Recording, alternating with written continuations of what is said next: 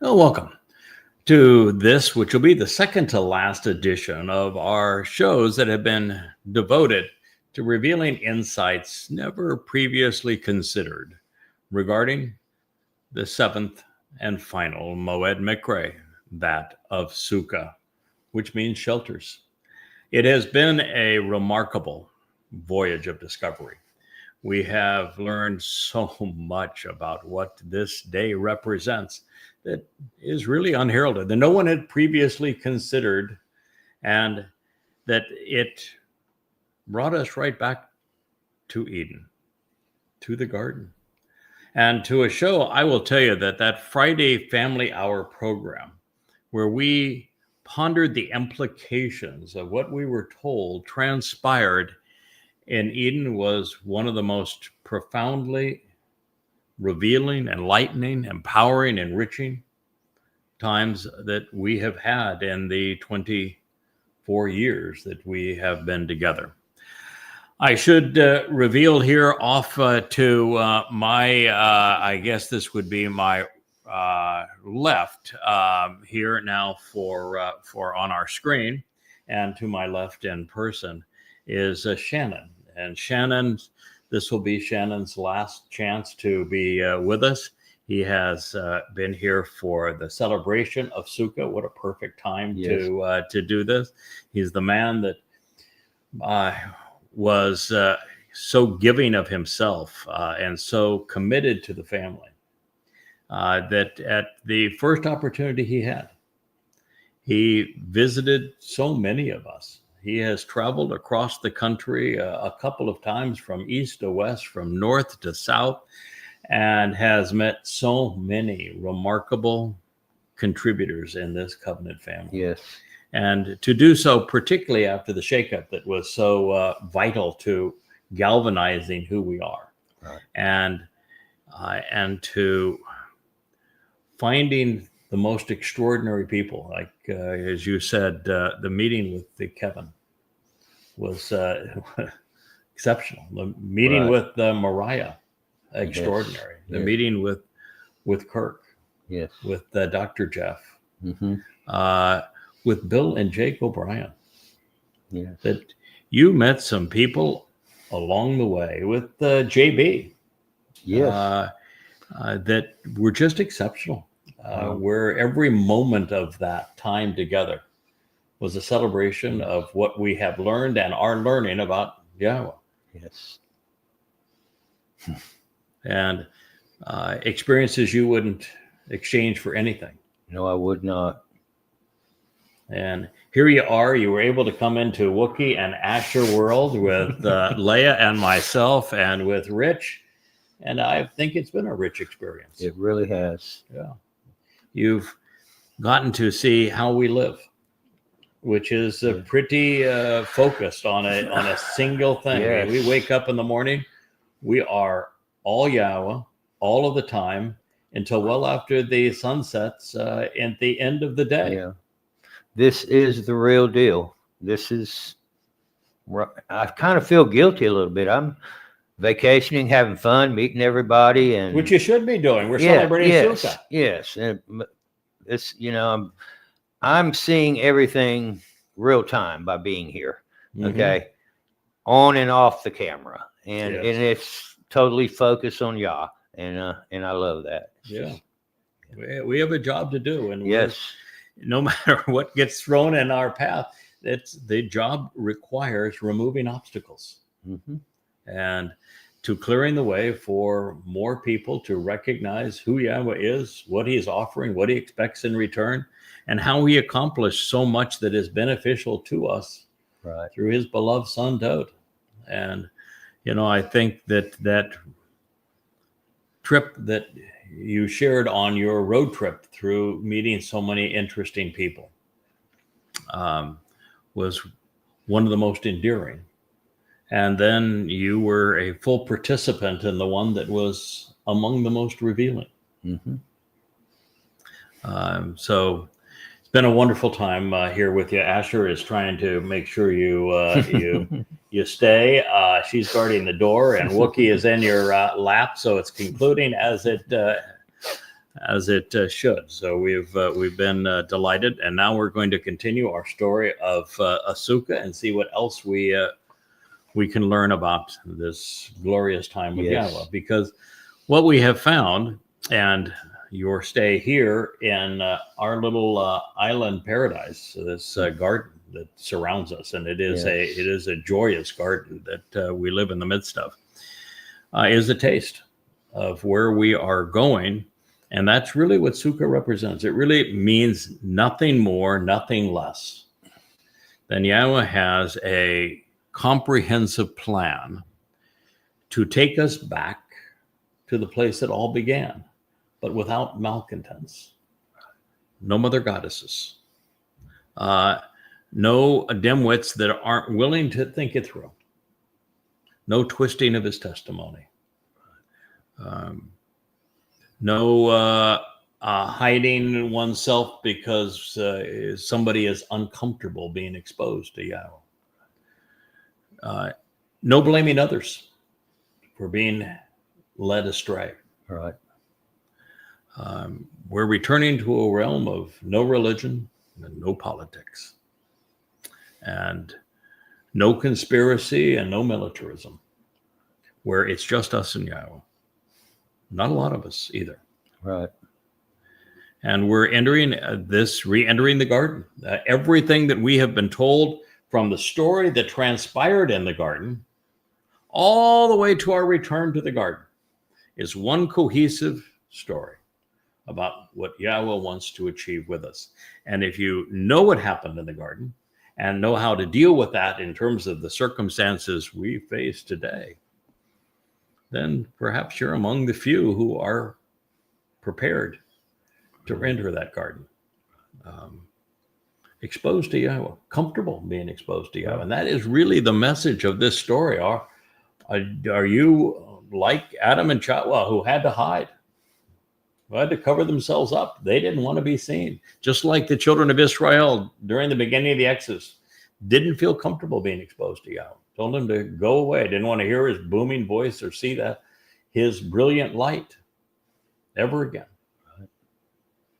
So it's all being, do you recognize what Yahweh achieved through Dowd? Where we were made immortal by the fulfillment of Passover, as Dowd's body became the symbol of the Passover lamb.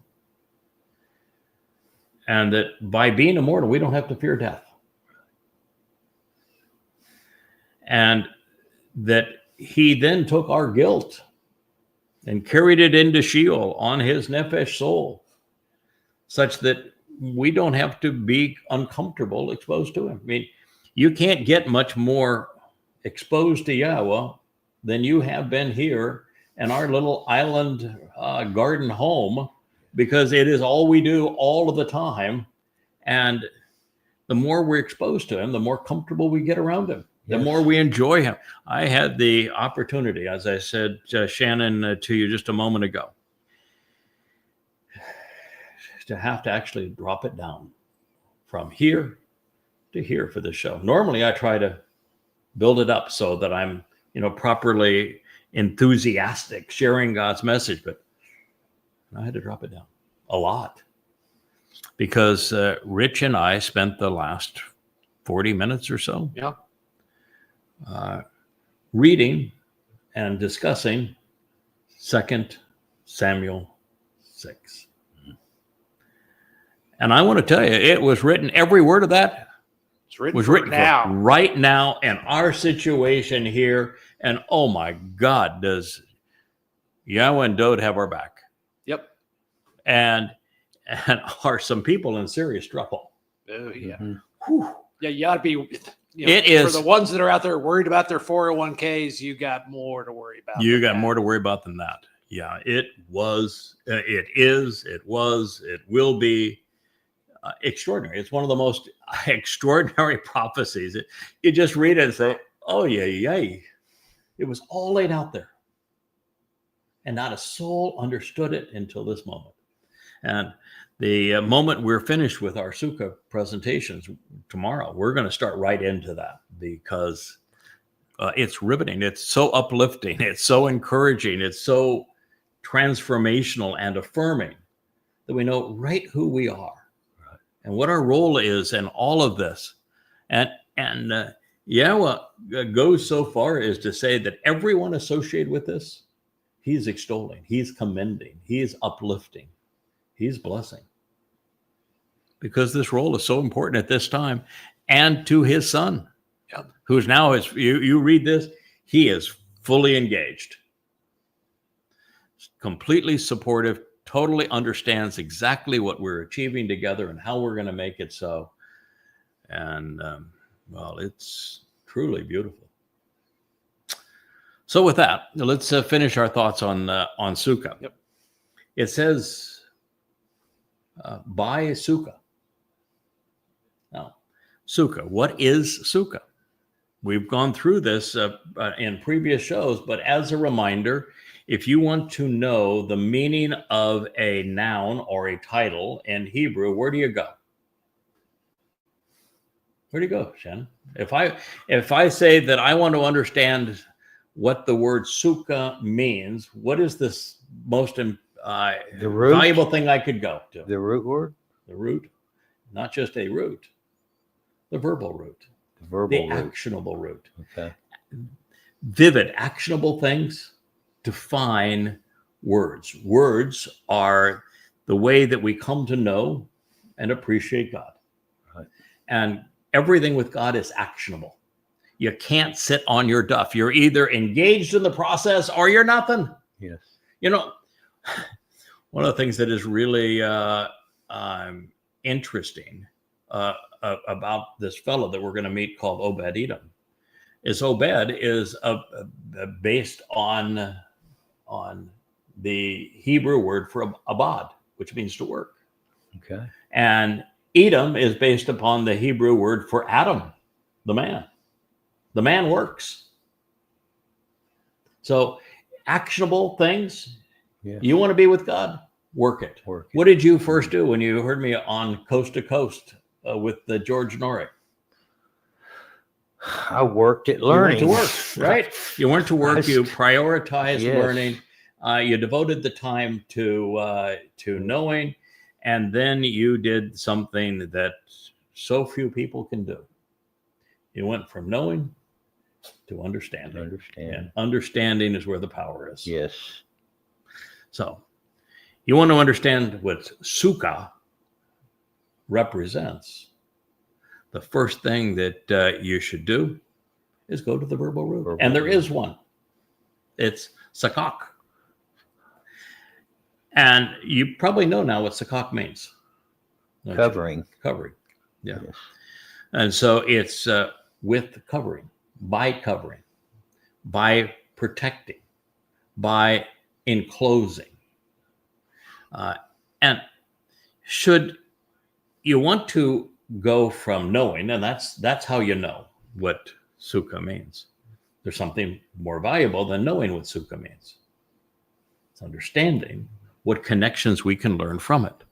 What does Sukah represent? We know what Sukah means now. It means to cover, to protect, to enclose, right? So is there a word out there that might be similar to that might be germane to this? And indeed, Gan Eden. Gan means garden. It is the protected and enclosed garden. Because when we look up Gan, we find that it has a verbal root too. You know what that is? Ganan. What do you think the verbal root of Ganan means? Covering? Yeah, covering. You asked that, I was like, more of a question. Not just covering, protected and enclosed covering. So the word Garden of Eden is actually covering, protected covering, and sheltered environment. Eden. Gan Eden. And so the Sukah is the Gan. The Gan is the Sukah. And Eden means great joy.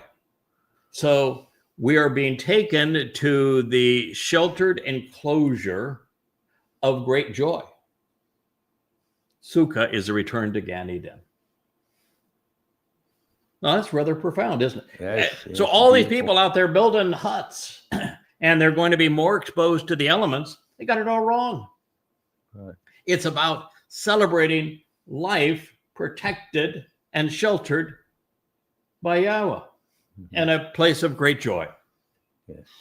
Now, how's that for upgrading from your Sukah hut to living with Yahweh in a joyous place, protected and sheltered and covered by Him? Pretty cool. It sounds pretty nice to me. Very nice to me. Yep, I like it when Dad provides the housing, which is basically what he's saying. I'm going to provide the Sukah. So with HaSukah, the Sukah, you should live. With the Sukah, you can live. With the Sukah, you can inhabit and dwell. Yashab means you can inhabit, you can live, you can remain, you can dwell, you can hang out. And so within Sukah, within HaSukah, you should dwell, inhabit, live, and remain for 7 days. Why 7? 7's key number, isn't it? 7. What does 7 mean? It's based on the root, which means to promise, right? So it's I am promising that you can live and remain with Sukah. Well, pretty good. Pretty good deal. That's simple interpretation of it. 7, of course, is symbolic of the fact that there are 7 steps to God. Pesach, Matzah, and Bikurim, which Dode fulfilled, Shavuot, Teruah, and are the intermediate harvests. Teruah then setting up the events of Kippurim and Sukah. There's 7 of them. 7 lights on that menorah that's spinning over this shoulder and sitting on the shelf over that shoulder. I'm sitting between 2 menorahs. Pretty comfortable spot to be. All representing 7. So, with HaSukah, you can live for 7 days. Now, is God saying you're only going to live for 7 days? No. 7 days represents the 7,000 years that we get to be part of God's story. From Eden back to Eden, Gan to Gan. But it doesn't even end there, because God said there's an 8th day, which represents eternity. And eternity is a long time. Yes. And it says here then, all the native born within Yisrael. Native born within Yisrael would speak of Judaism, right? No. Native born within Yisrael, Ha-Ezra, those who rise up, come forth, and shine within Israel, which means those who engage and endure with God, speaks of an ethnicity. They would be the descendants of Jacob. And so the 7 sons of Jacob became known as Yisrael. And so the native born would be those who are ethnically, racially related to Jacob, who was the son of Yishak, laughter, who was the son of Abraham, merciful and loving father. There we are. So all of the native born within Israel should actually and consistently yashab, should remain, should live, should dwell, should abide in HaSukah, with the Sukah. Now, is God saying that means that you should erect a tent that you're exposed to outside and dwell in a tent? No, that's not what Sukah means, does it? No. Sukah does not mean tent. Right. It does not mean hut. It does not mean canopy. God's got a perfectly good word for tent, OL. He didn't use it, did he? No, he didn't. Did he say that your Sukah should be an OL? No. And there's Chakmah too, where God says, I want you to establish a booth, like for a wedding or for some reason, for a celebratory occasion. He's got a word for that too, Chakmah. Okay. He didn't say, I want you to hang in Chakmah, which would be the booth. He didn't say that, did he? No. He said, what we're going to do here is we're going to celebrate this whole concept of Sukah. And we took the time to look up what Sukah means. This is the thing that I think is one of the great gifts of Yahowah. Yada means to know Yahweh. All the books that are written are under the name Yada, to know Yahweh. This happens to be volume 1 of Coming Home, A Cold Voice. One of the gifts is that we present the Word of God intelligently, thoughtfully. I took the time to not only look at the oldest extant resources, typically the Dead Sea Scrolls, but also I was willing to scrub, oh, there, Wookiee. I was willing to scrub. This is a family show, and Wookiee is part of the family. I was willing to take the time to investigate the actionable roots of every word that we could find a verbal root. I was willing to scrub every word of the diacritical marking, something we talked about in the car the other day. Yes. What does it mean to scrub a word of its diacritical markings? Where did those markings come to be? And what can be learned when you ignore them? You go back to the true source. To what was actually written in the text. The diacritical markings were based upon the Babylonian version of the text, the Babylonian family of the text, as opposed to the Jerusalem family of the text. My guess is that, just from a proximity sort of thing, the Jerusalem family of text is probably better than the Babylonian. I would think so. Yes, think so. And the oldest Babylonian Masoretic text dates to the 11th century CE. Right. That would be the Codex Leningrados. That sounds like that's a long way from Israel to me, where these events took place. And the 11th century sounds like it's a long way from the time that these events took place. Big gap. But when we look at the Jerusalem family of texts, that would be in the Dead Sea Scrolls. And they go back to the 3rd century BCE. Right. That'd be 1,400 years, sometimes 1,500 years superior in terms of their antiquity. Right. And found within, the bird would fly, about 20 miles from where these events took place in Jerusalem. Still in Yehuda. So pretty obvious to me that we should look at the oldest text and not be much concerned about the diacritical markings that the Masoretes, which is really a derogatory term, and using their Shiva system, which is even a more derogatory term, means to deceive.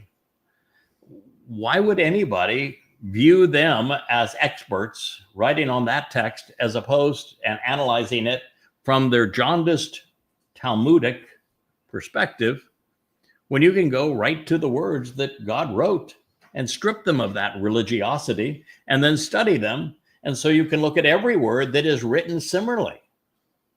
Yes. Oh, well, we have, look who's making her debut, second debut actually on the show. Together. This is, oh, you're so cute. This is Kara. Kara is just a little bitty version of Wookiee, as you can see. But Kara will grow up to be almost as big as Wookiee, given the opportunity. Oh, you're so sweet. Yes. Okay.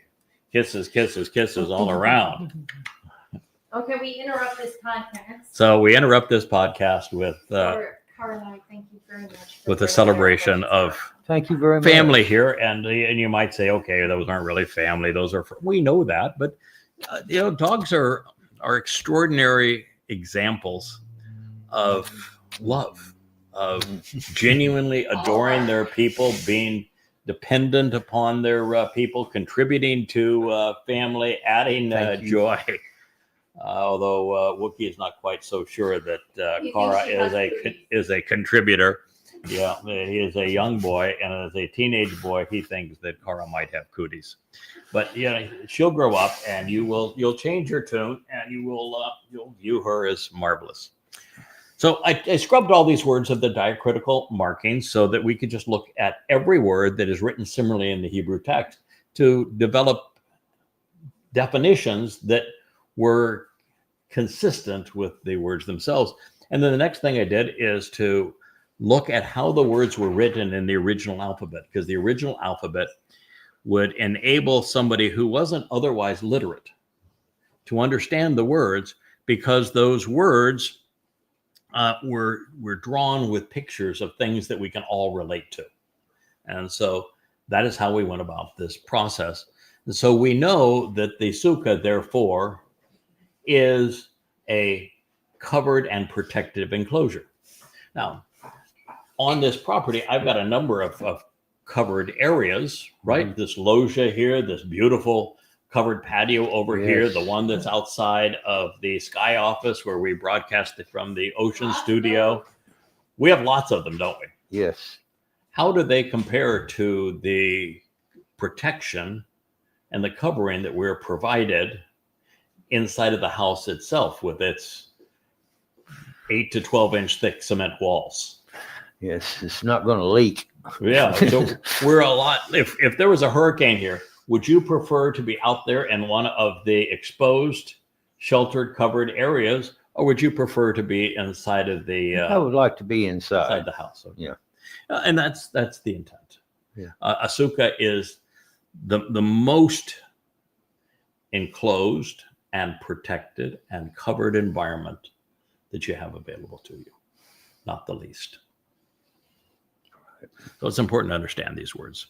So all of the native born, Ha-Ezra, those who rise up, come forth and shine of Yisrael, should actually and consistently, continually dwell. They should live and remain in the Sukah, so that your future generation's door will know Yada, will come to know through Yada, that indeed I lived within a Sukah, within this covered and protected enclosure, a Sukah, with the children of Israel, when I myself brought them out of the land of the crucibles of political oppression.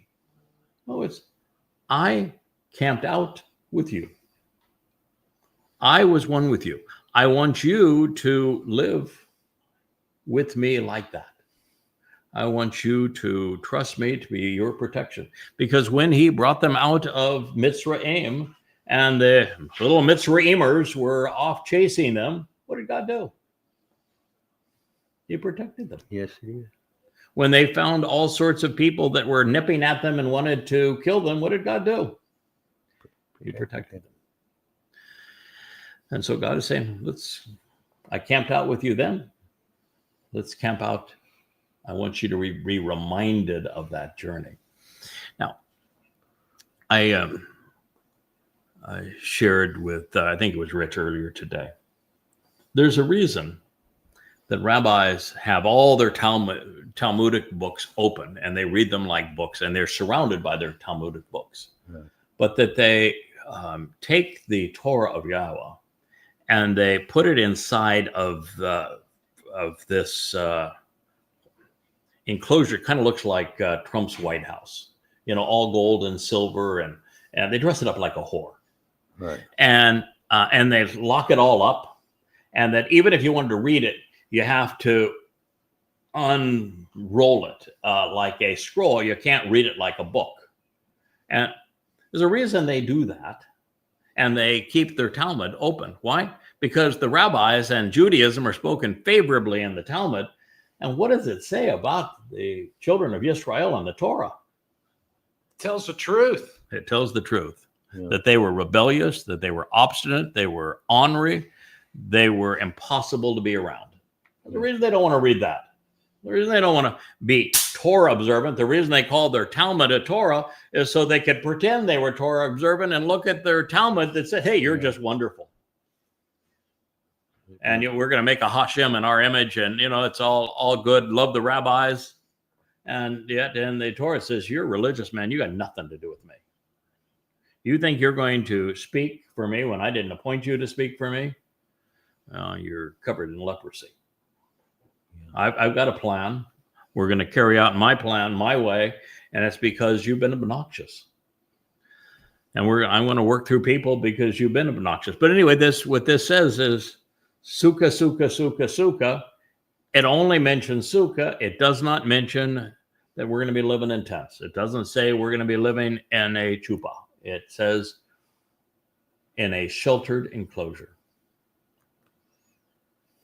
That's the way it's supposed to be.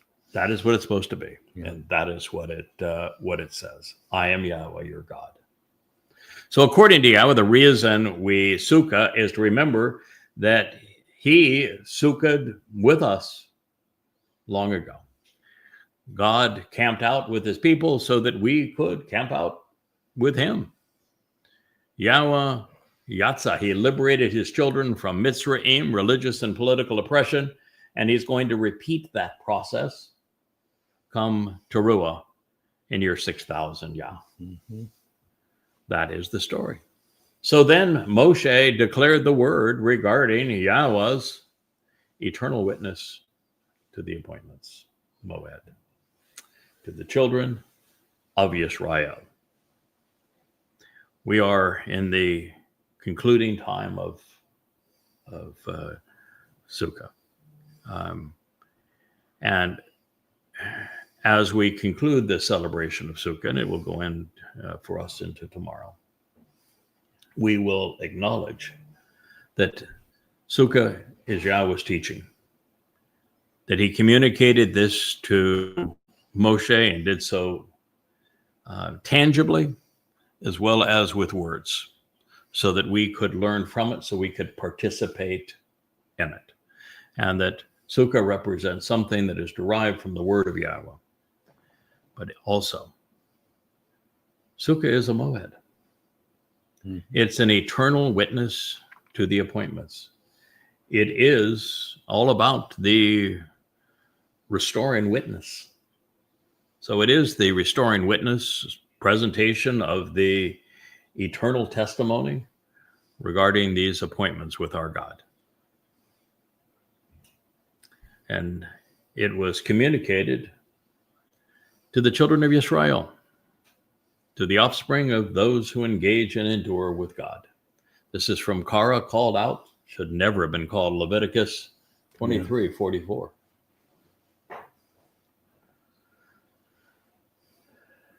God's Torah presentation of the seventh and final Mow'ed, therefore, began, and I will just walk us through what we have considered up to this point. Let's let Yahweh describe what he wants us to enjoy as we Sukah with him in this elegant Gan surrounded by the sea. Yahweh spoke to Moshe to say, Korah 23:33, converse with the children of Yisrael, to say, on the 15th day of the 7th month is the festival feast, the Chag of shelters of Sukah, for 7 days to be near Yahweh. What's the purpose? To be near Yahweh. To be near Yahweh. Pretty straightforward. That is the purpose. And it is a chag, which means it is a Shabbaton. Feast. chag. That's a party. It's a celebration. Party, feast. He wants us to celebrate on the 15th day of the 7th month a festival feast, a party, a celebration to be with him where we are sheltered by him. And we do it for 7 days in remembrance of the 7,000 years we'll live together on this rock, as well as the 7 Mow'ed Miqra that allow us to be near Yahweh. And the purpose, to be near Yahweh. During the first and foremost day, there is a set apart invitation to be called out and meet, a welcoming summons to read and announce the name, as well as to proclaim the purpose of the relationship. Set apart means uncommon. What's the most common thing in our world? Man's Religion world. and politics. There we go. Yeah. So that means that the first and foremost day must be divorced of religion and politics. So if you're celebrating Sukah from a religious perspective, you got it all wrong, inverted and backwards. It is an invitation not to be called into something like religion or politics or a synagogue. It is an invitation to be called out. It's a Miqra, to meet. It's a welcoming summons to read and to recite. I've got something that you may want to consider. Reading and reciting. How about these books? Yada Yahweh. Anything associated with the Malaka, this messenger and spiritual counselor, the one that has been sent by heaven to speak to you. The duties of the Malaka and the energy and effort that is being contributed by the Malaka, you should not engage in or try to profit from. Mm-hmm. Don't do the Malaka's job. God has afforded his 7 Ruwach to the Choder to do this job. It is the most fulfilling, satisfying job ever. And yet, it is also the most annoying and difficult job ever. When you have the 2 greatest men who ever lived, Moshe and Dode, couldn't get it done. And so that's why Yah was all in with the Malaka, with his 7 Ruwach, because we're running out of time, and Israel hasn't listened over the chasm of time, and now time is running out. So there is a Malaka, there is a person that God has designated to get this done, and that individual loves this job.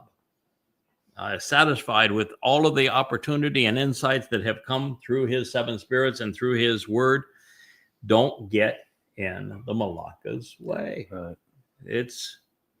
Don't try to personally profit from it, other than to benefit from what is being revealed. For 7 days, you should consistently approach and come near this feminine manifestation of the fiery light that purifies, enlightens, and elevates unto Yahweh. This is something we have celebrated more in the last week than at any time ever. I have long shared that I understood why Yahweh uses the metaphor for a fire. I think I'm the first person ever to say he uses fire as a metaphor because it transforms organic material like a body, wood, but a physical, organic, decaying body, wood, for example, and it converts it into light and energy. And as light and energy, it is vastly more energetic, vastly more powerful, vastly more capable, and brilliant and enlightening and enabling. And so this is what God is trying to do for us. He says these physical bodies that are the receptacle right now for your soul I will transform them just like the fire transforms the wood into light and energy. And then with your soul enveloped in light and energy, you are going to be hugely empowered. E equals MC squared. You're going to be enabled. You're going to be immortal. You're going to be perfect. You're going to be capable of seeing the entire universe because you're inheriting it. This is the first time ever in all of human history that lesson has not only been told, but told in context of Yahweh throughout the Mow'ed Miqra, inviting us to come into the presence of and to approach this fiery light so that we can be transformed and enter his presence in the seventh dimension. Which is why people are out there uprooting trees. They don't want that message out. They do not want that message out. That is precisely why they're attacking both the tree of the knowledge of good and bad and the tree of lives. This is the message that they do not want because they have already written themselves out of this story. And now misery loves company. So during the 8th day, symbolizing eternity, there exists for you to approach a set apart invitation to be called out and meet. Another one of those things that's Kodesh, another thing that cannot be religious. If you're, so many people get all mucked up because they cling to religious notions. And you gotta release that if you're going to spend time with Yahweh. And if you can't release it, goodbye. You're not welcome. You cannot enter eternity. You can't re-enter the garden. I think you had a fellow that said, if you eat that, then you can't be covenant. No, stop it with the religion. Somebody else said, well, you got to wear this thing over here. This isn't. No, that's not what God is saying to us. You've got to stop that which is common, therefore religious and political and conspiratorial, and be set apart unto him if you want to be part of this. So during the 8th day, to celebrate eternity, there exists for you to approach a set apart, a Kodesh invitation to be called out and meet. Called out, wouldn't that be brought away from the corruption of man and to the family of God? You should come at that time. You should present yourself and you should appear before what? The Ishe, this feminine representation of the fiery light that enlightens and elevates and empowers unto Yahweh. This is a transformative time to recognize that we're being transformed from mortal beings with all those flaws and limitations to eternal beings where our soul resides within light and energy. So that we're infinitely enriched and empowered and enabled by God. It is a time to show some discipline and some restraint. Meeting together such that you do not attempt to accomplish or profit monetarily from anything associated with the Malaka, this spiritual messenger, one who speaks based upon having the Ruwach, and don't do the Malaka's duties or responsibilities. You don't want to do that anyway. This is, it's a joyous job with tremendous satisfaction and joy in terms of the enlightenment and the learning. And, we have a wonderful situation. But the moment that Yahweh said, hey, we're not going to be anonymous anymore. You're going to go out, you're going to be exposed because I've got a bunch of descriptive titles that pertain to this mission. You become a target. And, when they're shooting live ammunition, being a target's not a lot of fun. And ultimately, you get bludgeoned to death. And, that's probably not a lot of fun. And between now and the time that you complete this mission, well, you'll be respected by Yahweh and Dode and some covenant members for what you're doing. For the most part, the world's going to hate you, just as they have hated Yahweh, just as they hate Dode, just as the children of Israel hated Moshe. So you just don't want to get involved doing what he's supposed to do. It was really clear in 2 Samuel 6 when talking about how Yahweh was commending and extolling the work of Obed-Edom, that he's also commending and extolling all who work with and are associated with Obed-Edom. So there is lots of credit to be shared. We just don't step on each other's toes. We do what we're individually called to do. So these godly and specific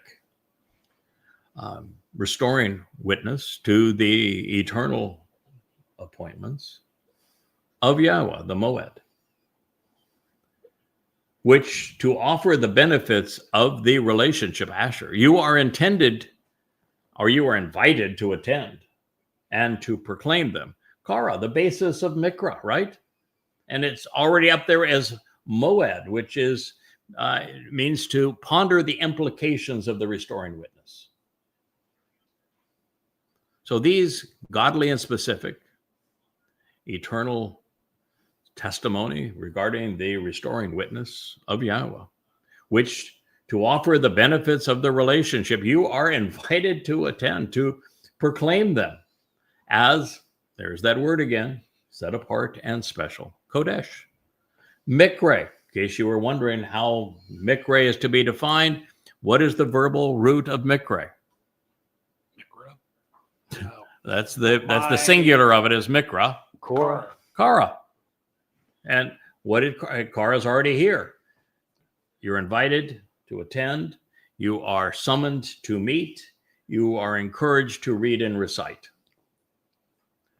Miqra, plural of Miqra, of these invitations to be called out and meet for the purpose of, what's the purpose? To approach this feminine representation of the fiery light to enlighten and elevate unto Yahweh, so that you are transformed from little tiny, insignificant, decaying physical beings with your soul trapped in a body to being liberated as energy and light, therefore being able to travel throughout the universe, being able to approach Yahweh in the seventh dimension, being comfortable in Yahweh's presence, being completely exposed and still brilliant, empowered, enriched, enabled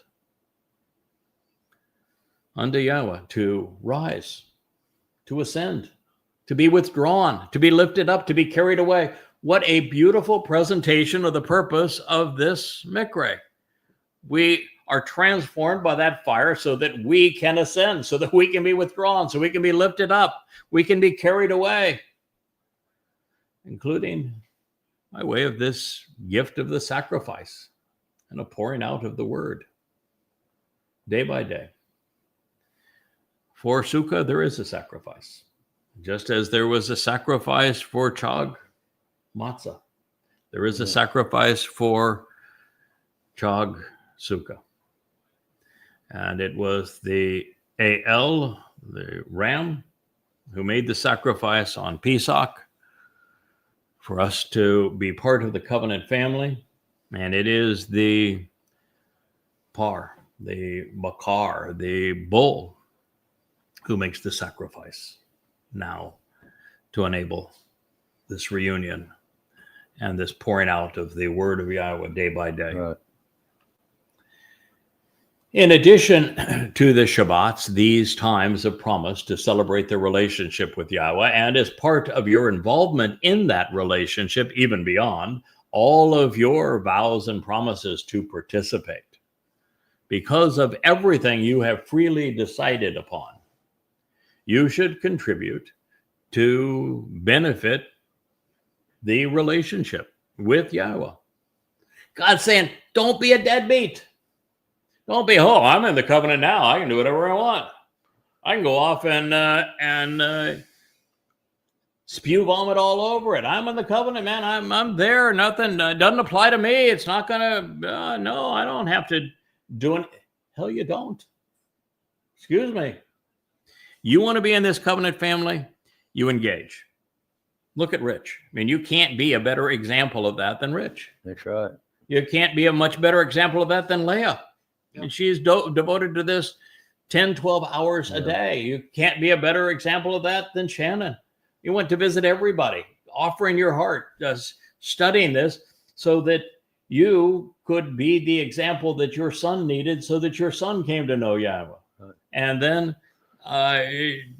became the one who visited everyone in the covenant family so that their lives would be connected and enriched. We do this because Yahweh asked us to Obed Edom. We need to be men and women who work. Yes. The story is consistent all the way through. Yeah. Connect the dots, right? The dots are getting closer. They are getting closer together Mhm. all the time. Yeah. Easier and easier to understand. Without exception, on the 15th day of the 7th month, this is a promised time of renewal, transformation.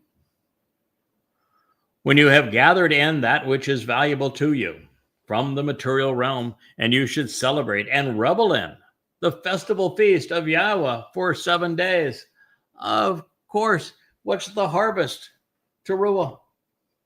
And after the Teruah harvest, and we should be celebrating.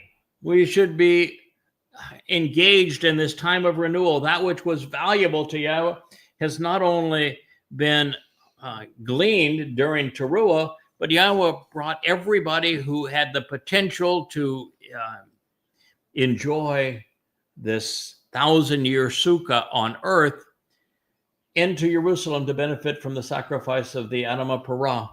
And so everyone that's potentially valuable is all here now. Mm-hmm. We're all here ready to celebrate and revel in what God has been trying to do all along, which is after he had Chakmah and Adam mess it completely up by wanting to be mother goddess and father god, I guess. Certainly the mother goddess, it's explicit with Chakmah, and twisting Yahweh's testimony to mess everything up. We are now being invited back at long last. That is what we should be celebrating. And with the first and foremost day, there is to be a Shabbaton, to remember everything associated with the promise and purpose of the Shabbat. And on the 8th, representing eternity, a Shabbaton, 2 Shabbatons. Let's celebrate this, our relationship with God, based upon the promise that he has made to us, based on the formula of 7. Then on your behalf, you should accept and grasp hold of, during the first and foremost day, the fruit of the tree of lives. The fruit of the tree of lives, with respect shown towards the glorious and honored open hand, to be erect along with the branch, promoting growth. And this is not the Shemach branch. Now the tree of lives, you're being given access to it because of the much smaller branch being extended from the tree of knowledge that promotes your growth, that provides the means for you to appreciate this shelter that is being offered to you, this interwoven canopy of truth. All is a pledge to exchange the dried up and the lifeless, that wood that we burn for the fire, for an inheritance being transformed by its light and energy, while serving as an affirmation to be kept safe and secure, sheltered, protected, and covered during this transition from being in a desolate place to literally possessing the source of life. So then, you can delight in this. You can express your elation, approaching the presence of Yahweh, your God, for 7 days during this time of promise. What could be greater? You told those who were saying, why are you leaving? Because I get to spend time in the very presence of the creator of the universe, Yahweh. Mm-hmm. And I get to do something that makes an enduring contribution to his family. And at the end of all of that, I get to have Yahweh put his arm around my shoulder and say, hey, Rich, Shannon, you did good. I'm proud and pleased with what you achieved, and life forevermore is going to be richer because of what you did. What better use of our lives? I know. People just don't understand what Yahweh's offering. Oh, and it's so magnificent. It's so beautiful. Yes. You should celebrate it, he says. Revel in it. It's a festival. It's a feast. It's a celebration in association with Yahweh, who just happens to be God and who happens to be a really cool dude, man. Yes. He's bright. He's fun. He's sarcastic. He's enjoyable to be around. He is credit giving, not credit taking. Yeah. For 7 days during the year, it is a clearly communicated and engraved prescription of what you should do to live a Sukah eternally. Throughout all of your generations, you should actually and consistently celebrate it in the 7th month. I mean, how many times did he say party? Party, party, party. Celebrate, enjoy, festival, feast. Yeah. I want to have fun. No curmudgeons.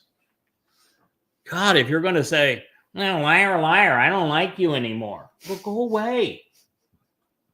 We're here to celebrate our relationship with God. Within the Sukah, you should live. Within the whole concept of being covered and protected by God, you should live for these 7 days. Enjoy this time of promise. All of the native born who rise up and come forth and shine within Yisrael, among individuals who engage and endure with God, should actually and consistently dwell and remain with the shelter, with the Sukah, covered, protected, enclosed by Yahweh, enclosed by, meaning enveloped in something that is protecting, so that your future generations, your family and descendants within those encampments will know and understand Yada. They'll benefit from what Yada is sharing, so that indeed you will know that I lived, I remained, I existed within HaSukah, a shelter, with the children of Yisrael, when I myself brought them out from the land of the crucibles of religious and political oppression. I am Yahweh, your God. So then Moshe, the one who draws out, declared the word regarding Yahweh's Mow'ed, the restoring witness to the eternal testimony, to the children of Yisrael, so that they might engage and endure with God. All out of Korah, called out, should never have been called Leviticus in the 23rd chapter. And there is the invitation of lifetimes. I thank you for listening. We look forward to being with you yet again in the late afternoon today. May you enjoy your ongoing celebration of Sukah.